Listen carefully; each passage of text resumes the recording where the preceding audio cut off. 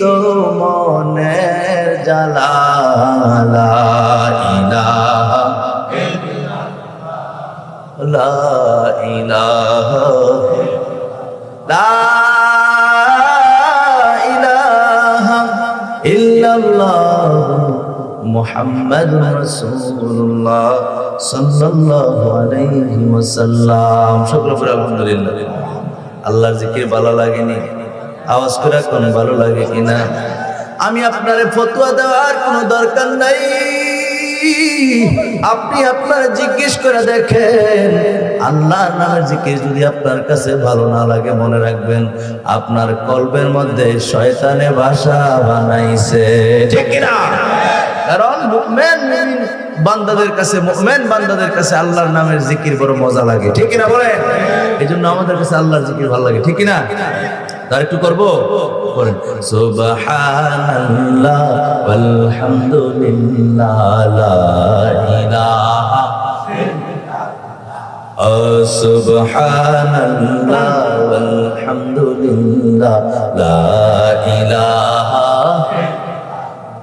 তুমি বাঁচাও তুমি মারো অবিরত ক্ষমা করো, তুমি বাঁচাও তুমি মারো অবিরত ক্ষমা করো। ধরার যে জন তাকেই ধর, ধরার যে জন তাকেই ধর, সবই তোমার মুঠোয় আল্লাহ। সুবহানাল্লাহ ওয়ালহামদুলিল্লাহ লা ইলাহা সুবহানাল্লাহ ওয়ালহামদুলিল্লাহ লা ইলাহা। তোমার রিজিকে পড়ে অবাধ্য হই কেমন করে আমরা? আমাদেরকে রিজিক যিনি দেন তিনি কে? এত ছোট্ট আওয়াজে মানি না, জবান খুলে বলেন তিনি কে? আমাদের কি রিজিক আল্লাহ পাক রব্বুল আলামিন দেয়, কিন্তু বন্ধুরা আমার, ভাইয়েরা আমার, সেই রিজিক ভক্ষণ করার পূর্বে রবের নামটা ভুলে যায়, বিসমিল্লাহির রহমানির রহিম পড়তে মনে থাকে না। আফসোস আফসোস, হতভাগা আমরা হলাম কপাল পোড়া, কথা করে ঠিক কিনা?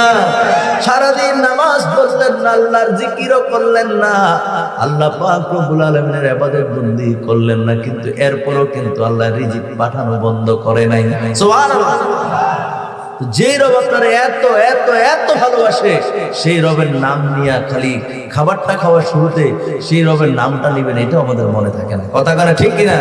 এই জন্য শায়ের তার গজলে গজলে বলতেছেন, তোমার রিজিকে পড়ে অবাধ্য হই কেমন করে, বলেন তোমার রিজিকে পড়ে অবাধ্য হই কেমন করে, না পাই খুঁজে কোনো ভাষা, না পাই খুঁজে কোনো ভাষা, শুকর গুজার করার আল্লাহ। সুবহানাল্লাহ ওয়ালহামদুলিল্লাহ লা ইলাহা সুবহানাল্লাহ ওয়ালহামদুলিল্লাহ লা ইলাহা লা ইলাহা ইল্লাল্লাহু মুহাম্মাদুর রাসূলুল্লাহ সাল্লাল্লাহু আলাইহি ওয়াসাল্লাম। সকলে আলহামদুলিল্লাহ।